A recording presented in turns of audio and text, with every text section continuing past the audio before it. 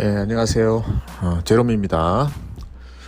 오늘은 저희 알프스 서클에 대한 영상을 계속 진행하겠습니다.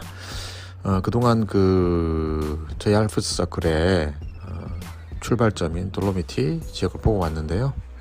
자, 오늘은 그로스 글로크너를 넘어와서 숙박을 하고 다음날 이제 아침에 지금 할슈타트로 가는 영상을 보고 계십니다. 너무 유명한 곳이죠.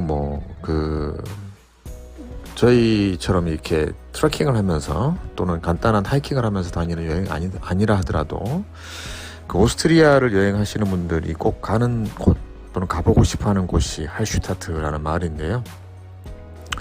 사실 이 할슈타트라는 마을은 유명세가 너무 치열해져서 살고 있는 주민들까지도 굉장히 요즘에는 힘들어하는 그런 마을 중에 하나입니다. 그런데도 불구하고 유명하죠. 유명한 이유는 지금 이 영상 때문입니다. 할슈타트를 대표하는 영상이죠. 호수도 보이고 마을도 보이고 그런 제 모습을 보고 계십니다. 이 영상을 지금 찍은 게 2022년 9월인데요. 이날 가는 날 비가 왔어요. 비가 많이 와서 지금 살짝 제가 그 할슈타트의 메인 풍경을 보는 영상은 다른 날씨 좋은 날 영상을 제가 보여드렸고요. 이날은 비가 내리는 가운데 할슈타트라는 마을에 도착을 했었습니다. 사실 이 할슈타트가 어떻게 보면 오스트리아 티롤이죠. 오스트리아 티롤도 어떤 면에서는 알프스의 자락인데 높은 산이 있고 깊은 호수가 있고 그래서 항상 날씨가 좀 쉽지 않은 그런 곳이에요. 그래서 이제 항상 가보면 한 3번에 1번 정도 날씨가 좀 좋고 한 2번 정도는 날씨가 좀 어려웠던 그런 기억이 있는 그 곳입니다. 할슈타트 마을을 들어가서 만나는 주변의 모습들을 지금 이제 영상을 보면서 좀 설명을 드릴게요.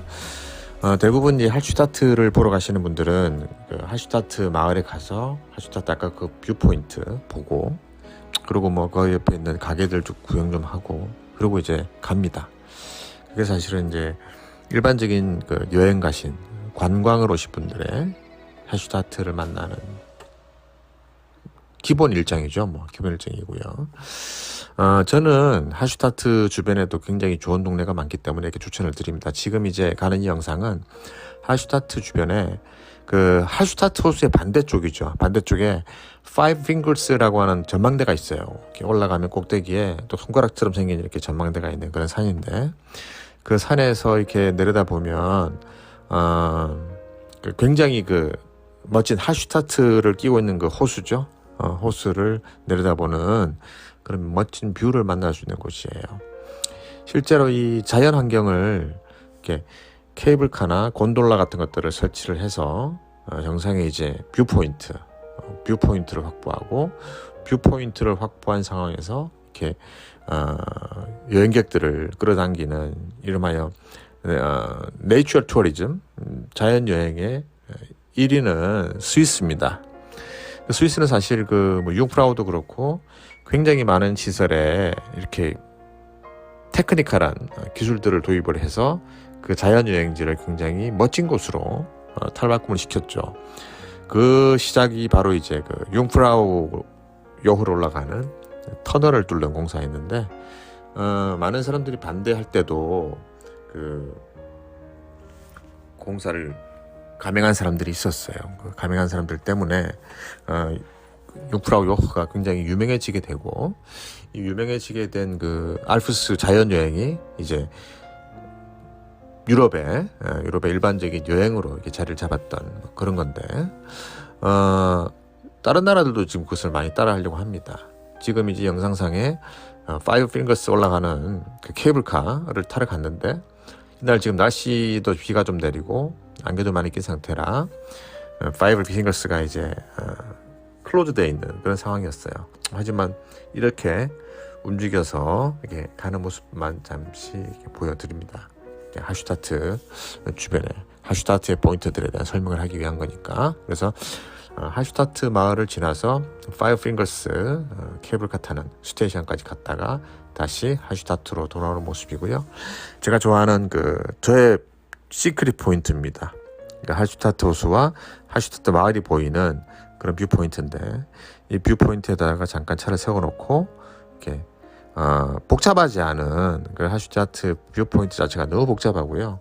요즘에는 좀 중국 사람들이 좀 덜해서 좀 덜한데, 얼마나 시끄러운지 그 포인트 주변의 집 주민들이 제발 좀 조용히 하라고 중국말로 크게 써놓을 정도로 시끄러운 그런 포인트인데, 제가 가는 시크릿 포인트는 지금 이런 뷰를 혼자서 볼 수 있었던 곳이에요. 그래서 파이브 핑거스 갔다가 하슈타트 돌아오는 길에 오른쪽에 조그맣게 자동차 세울 수 있는 그런 파킹락 같은 게 있는데 화장실도 하나 있고요. 그 자리 제가 사랑하는 저의 시크릿 뷰 포인트입니다. 이 영상 보시는 분들에게는 알려드리는 거고요. 그래서 하슈타트를 이쪽 북쪽에서 들어가는 입구 말고 지금 남쪽에서 돌아서 들어가는 루트의 모습인데, 남쪽 루트를 통해서 다시 하슈타트로 진입을 합니다. 하루가 온전히 하슈타트에 투자되는 그런 날이에요. 그래서 지금 이제 하슈타트 주변에서 제가 움직이는 동선의 영상들을 쭉 이렇게 편집되어 있는 모습들을 보고 계신데, 우리 여행에 9박 10일간의 알프스 서클 여행에 하슈타트를 왜 넣었을까? 저는 하슈타트가 이렇게 목적지가 아니고요. 하슈타트를 중심으로 하슈타트를 가는 길과 하슈타트에서 나오는 그 루트 선상 전체가 오스트리아를 제대로 만날 수 있는 최고의 뷰들을 볼 수 있는 그런 환상 루트. 제가 항상 강조하는 게 완벽한 하루를 만드는 법.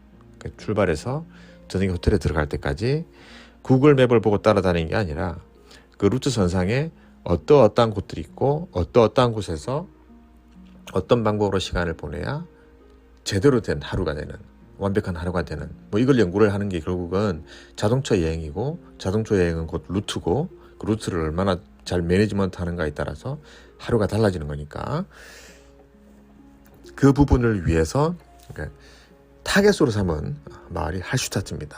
하슈타트 자체는 뷰도 좋고, 하슈타트라는 마을 자체가 굉장히 유명한 유네스코가 지정한 올드타운이고 이런 것도 중요하지만, 하슈타트를 가는 길, 하슈타트를 보고 나오는 길, 이 루트 자체가 알프스 서클, 알프스를 여행하는 자동차 여행자에게 하루를 투자하는, 정확하게 말하면 이틀을 투자하는 거죠. 우리가 하슈타트를 보고 다시 돌아 나와서 잘츠부르크까지 나와서 다시 윌센을 들어가야 되기 때문에 어떻게 보면 이틀을 투자하는 건데, 이 이틀을 버리고 돌로미티에서 바로 윌센으로 올라가서 이렇게 치고 들어가면 저쪽 스위스 쪽에서 시간이 더 나을 수도 있지 않을까라는 생각도 할 수 있단 말이죠. 근데 굳이 그렇게 하지 않고 전체 9박 10일 일정 중에 하슈타트를 중심으로 한 이틀을 넣은 이유는 뭐냐면, 알프스는 스위스가 전부가 아니고요. 돌로미티가 전부가 아니에요. 그리고 샤모니 몽블랑이 전부는 아닙니다. 샤모니 몽블랑, 스위스 알프스, 돌로미티, 오스트리아 티롤. 마음 같아서는 슬로베니아까지도 가면 좋겠지만, 슬로베니아는 사실 가는 시간과 거리 대비 얻는 게 좀 그러니까 그건 빼더라도 이 다양한 이 알프스의 모습들을 볼 수 있는 루트의 완성을 위해서도 하슈타트는 굉장히 중요합니다. 왜냐하면 제가 얘기하는 그랜드 서클에서 그랜드 서클의 동북쪽 위에서 마지막 터닝 포인트를 만드는 데는 유타주 모압과도 같은 역할을 하는 곳이다라고 봐도 되겠죠. 그래서 돌로미티를 보고 오스트리아 티롤 지역을 보는 중요한 거점 도시로서 하슈타트 중요합니다. 자, 지금 보이는 요 타운이 하슈타트의 메인 타운이죠. 메인 타운이고, 왼쪽에 주차해놓고 오른쪽으로 건너와서 이 골목, 오른쪽 안쪽 골목 사이로, 지금 오른쪽 보이는 오른쪽 안쪽 골목 사이로 쭉 걸어 들어가면 아까 보셨던 하슈타트 유명한 그 뷰 포인트가 보이는 곳이 나오고 다시 이렇게 돌아서 걸어 나오면서 하슈타트 유네스코 마을, 유네스코 지정한 올드타운 마을들 쭉 보시고 이렇게 걸어 나오시면 되는데 그 구역이 사실은 이렇게 넓은 구역이 아니기 때문에 이 구역 자체에 관광객들이 많이 몰리는 오전 11시, 10시, 11시 점심시간까지 이 시간은 말 그대로 그냥 거의 돗대기 시장 같은 그런 모습이 되는 곳이기도 합니다. 제가 지금 이 영상을 보여드리는 이유는 자동차 여행을 하시는 분들은 뷰 포인트가 하나 더 있어요. 이 터널을 이렇게 하슈타트에서 나와서 터널을 타고 쭉 가다 보면 터널 오른쪽으로 지금 주차장 같은 게 하나 보여요. 그죠? 오른쪽에 주차장이 보이는데 이 주차장에 차를 세우고 주차장 오른쪽으로 뚫려있는 윈도우처럼 뚫려있는 저곳을 통해서 내려다 보시면 하슈타트 유네스코 빌리지 마을의 뒤쪽에서 바로 하슈타트 호수를 내려다보는 그런 뷰를 볼 수가 있어요. 이 뷰를 보는 호수 그 뷰도 너무너무 좋으니까 꼭 참고하시고요.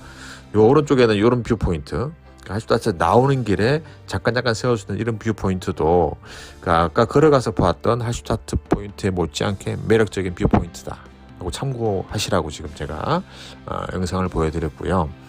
가다 보면 그 큰 버스들은 터닝이 안 되지만 작은 차들은 이렇게 잠깐 세웠다가 터닝이 되니까 다시 터닝을 해서 돌아서 이제 하슈타트를 들어가는 모습입니다. 자, 들어가는 모습 자동차 여행 하시는 분들 위해서 제가 다시 편집을 이렇게 해드리는 건데요. 이 터널을 통과해서 쭉 들어가면 그 하슈타트라는 마을에 이제 아까 우리 지금 돌아 나오는 영상을 먼저 보셨는데 그 메인 마을의 입구 쪽을 들어가시게 되는 거죠. 입구 쪽을 들어가시게 되면 내비게이션을 찍고 하슈타트라는 곳을 구글 맵을 찍고 가시면 제일 먼저 들어가는 루트가 이렇게 들어간단 말이죠. 저 반대쪽 비엔나에서 넘어오지 않는 이상은 지금 이 루트로 들어가시는데 이 루트로 들어가시다 보면 긴 터널을 통과하시게 되고 긴 터널을 통과하기 전에 이 마을에 현재 주차할 수 있는 상황들에 대한 사인들이 나와 있었어요.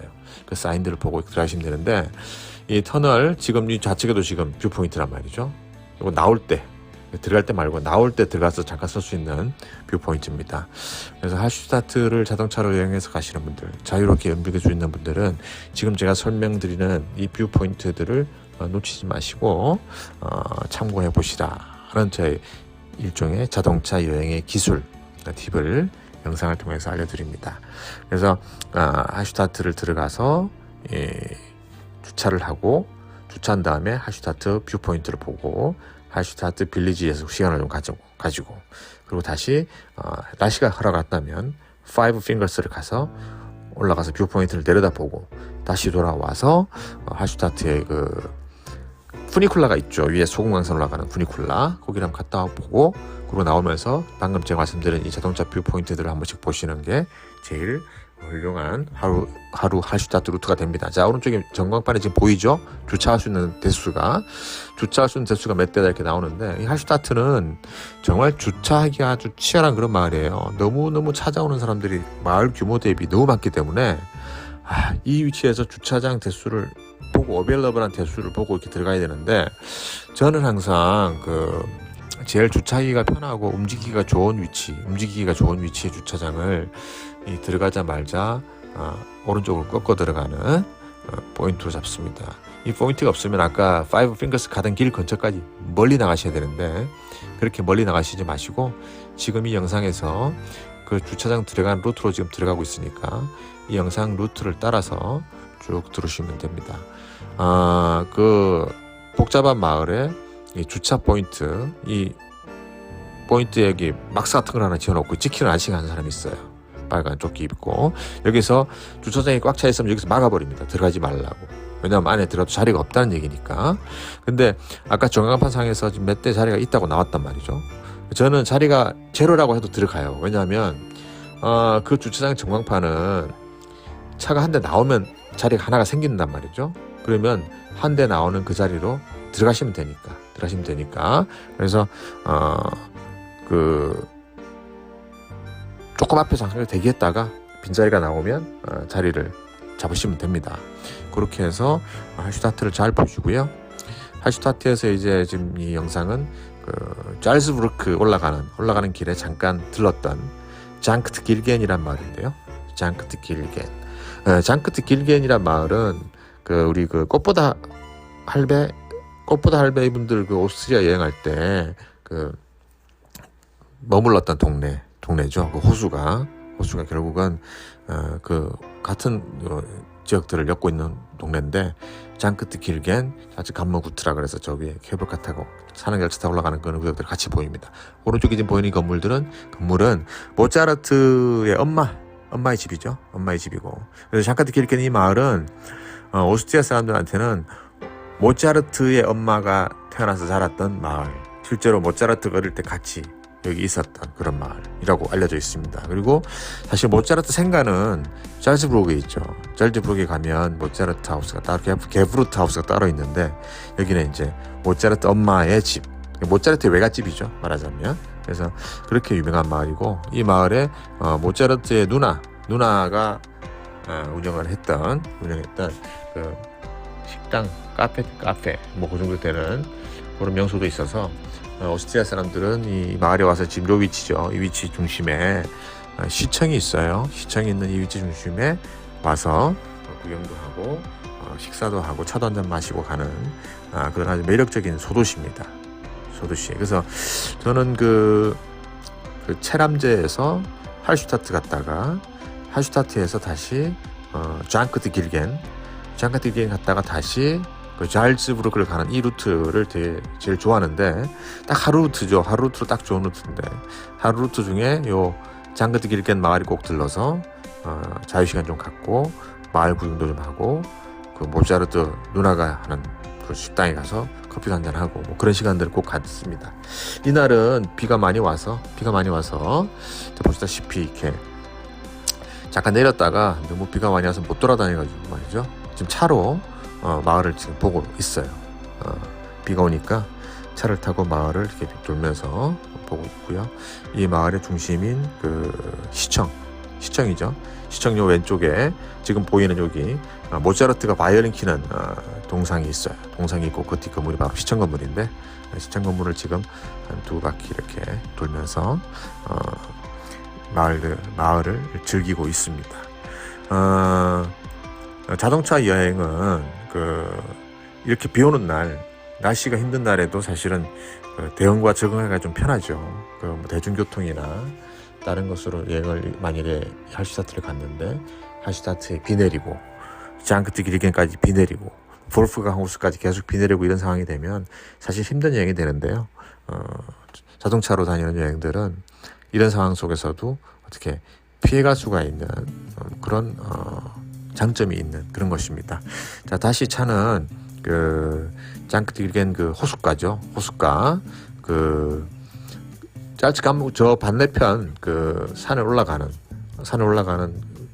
유람선이죠. 페리 유람선이 출발하는 부둣가죠. 부둣가가 바로 여기 앞쪽 보이는 이 노란색 건물, 모차르트 어머니의 집, 박물관으로도 쓰고 있는 요 건물 앞쪽 전방이 바로 호숫가고요.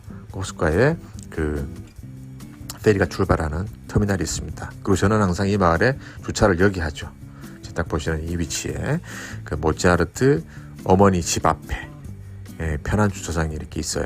주차비도 비교적 저렴하고, 그리고 이 마을에서 움직이기도 좋은 위치에 주차를 합니다. 자, 여기서 다시 이제 저는 우리 알프스 서클 첫날, 둘째날, 세 번째 박을 하는 마을로 갑니다. 예전에는 저희가 할슈타트에서 잡았기도 하고요. 다른 마을에서 잡았는데, 여행 가서 밤에 숙박을 하는 마을은 아름답기만 해서 되는 건 아니더라고요. 왜냐하면 아름답기도 하고, 저녁에 호텔을 체크인을 했는데, 체크인한 호텔이 정말 좋은 위치에 잡았다 하더라도 밤에 나가서 할 게 없으면 그 마을은 의미가 없는 거예요. 그래서 쭉 여행을 다니면서, 자동차 여행 코스를 연구하고 다니면서 숙박지를 선정할 때는 항상 유럽은 소도시다. 그 소도시의 구시가의 숙박지를 잡아서 저녁에 체크인하고 난 다음에 돌아다니면서 놀 수 있는 저녁 시간, 저녁에 여행 가서 뭐하지? 재밌게 놀아야죠. 그게 가능한 그런 도시를 선정을 하는데, 그런 도시의 선정 기준 중에 가장 중요한 부분 중에 하나가 바로 놀거리가 있는 마을이더라고요. 그래서 오스트리아에서는 체람제라는 마을에서 두 번째 박을 했는데 그 마을도 참 괜찮은 마을이었고 즐거운 마을이었고, 세 번째 박은 오스트리아 잘츠부르크죠. 잘츠부르크는 뭐 다들 아시다시피 모차르트의 마을이기도 하고 굉장히 유명한 오스트리아의 마을인데, 잘츠부르크 구시가가 굉장히 그 행복한 저녁 시간을 보낼 수 있는 그런 동네예요. 그래서 저녁에 체크인하고 난 다음에 나가서 저녁도 맛있는 걸 좀 먹고, 그리고 저녁에 다녀도 볼거리가 있는 그런 마을이기도 하고, 그리고 호헨잘츠부르크 성이나 뭐 그런 부분들도 충분히 의미가 있는 곳이라 해서 저희가 세 번째 박 오스트리아에서 숙박은 잘츠부르크로 선정을 했습니다. 그래서 이제 지금 이 장크트 길겐에서 잘츠부르크로 이동을 이제 하죠. 이동하는 동안에 만나는 도로가 주변의 풍경도 너무 매력이 있고요. 그 아름다운 풍경들 속에서 오스트리아 알프스 주변의 티롤 지역의 아름다운 매력들을 충분히 만끽하실 수 있습니다. 그리고 오스트리아가 어떤 나라인지, 비엔나를 제외한 오스트리아 티롤 지역의 알프스를 끼고 있는 티롤 지역의 나라의 모습이 어떤 곳인지를 쭉 다니시면서 느껴보실 수가 있어요. 자, 그래서 잘츠부르크에서 숙박을 하고, 잘츠부르크에서 숙박을 하는 날은 제가 이제 호텔 선정에 대해서 되게 고민을 많이 하게 되는데, 딜럭스 팀들은 호텔 구시가에 최소한 하루 200-300유로 정도 해도 되는 그런 숙박 호텔에서 잡니다. 딜럭스니까요. 그리고 이코노미는 위치는 항상 구시가 좋은 위치를 정하고, 저희가 그랜드 서클에서 여름에 호텔비 너무 비쌀 때 캠핑하고 막 그랬던 것처럼 잘츠부르크에서는 이코노미 호텔, 지금 이제 영상에 나오는데 제가 좋아하는 잘츠부르크의 모텔 원체인인데요. 호텔 방은 크지 않고 하지만 아주 현대적으로 모던하고, 그리고 호텔 1층 로비가 아주 깔끔한 식당 겸 바르로 운영이 되는 아주 젊은 친구들이 좋아하는 힙한 호텔입니다. 그리고 여기서 강변을 따라서 한 10분 15분 걸어가는 바로 호헨잘츠부르크에서 구시가고, 그러니까 이코노미한 비용으로 여행을 한 우리 알프스 서클에 아주 적당한 그런 호텔이 되겠습니다. 차량을 제가 가지고 다니기 때문에 항상 주차가 가능한, 차량을 세울 수 있는 그런 호텔을 찾아야 되기 때문에 구시가 좋은 위치, 주차 가능, 뭐 그런 것들을 항상 염두에 두고, 그리고 저녁에 움직여서 갈 곳이 있는 로케이션, 그런 것들을 다 감안을 한 할슈타트를 보고 잘츠부르크에서 자는 날 하루의 모습이었습니다. 잘츠부르크, 우리 알프스 서클 여행 중에 굉장히 행복한 시간이 되는 매력적인 마을이라고 보셔도 되겠습니다. 제롬의 여행 방식, 알프스 서클 여행의 3일차, 1일차, 2일차, 3일차의 모습이라고 보시면 되겠습니다. 감사합니다.